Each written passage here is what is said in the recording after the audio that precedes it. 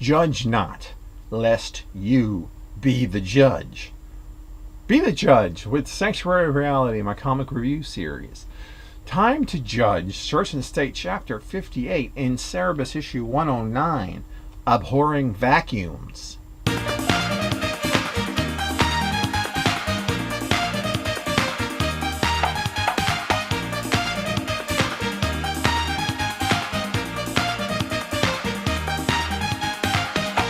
So, the Judge claims the void that the universe sprang from is Tarum. He states that mankind and redwood kind before it have speculated on the nature of Tarum for eons, not because they want to feel closer to him, but because they want to be him.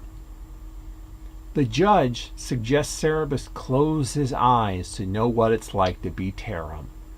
That pure darkness is what it's like to be Tarum in the beginning, lacking color, lacking heat, singular, infinite, but aware.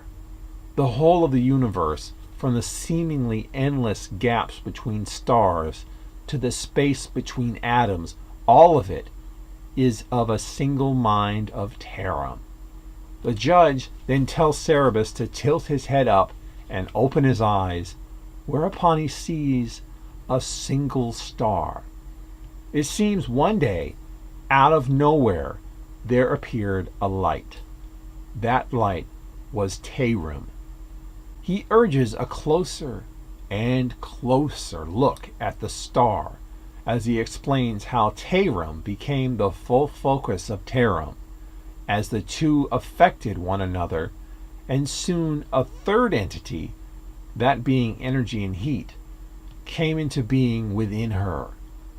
The expansion of the energy led to matter forming at her core and black spots appearing on her surface. But Tarum still kept focusing upon her until he became obsessed with her, causing a crease to form in her surface. The black spots went away, and the crease bisected Tarum. Worse was beginning to happen. Tarum forgave Tarum for destroying her before something profound occurred. What resulted? So this is the series' first origin of the universe. We'll get a second, more in-depth one later on in issue 289/290. That's a double issue there. As I said before, the Judge isn't to be taken too literally. He only knows what he's observed firsthand. And to be honest, he said he isn't billions of years old, or at least he's implied that. Meaning there's no way he was around for the whole Tarum creation of the universe. So if he gets any of the facts wrong, it's just par for course. It's actually close to what Dave settles on for the origin of the universe, with one giant difference. Then, later on, the void is the female entity, and the male entity is the light. So it's completely switched from where it is in this telling. But by that point, Tarum and Tarum aren't even mentioned. They're just completely abandoned as concepts by the series for more of a real world based, religion based God.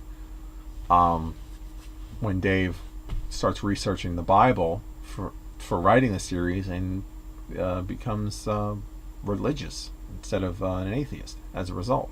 So it does show that although Cerebus as a series was planned in broad strokes, there are in fact changes as they go along.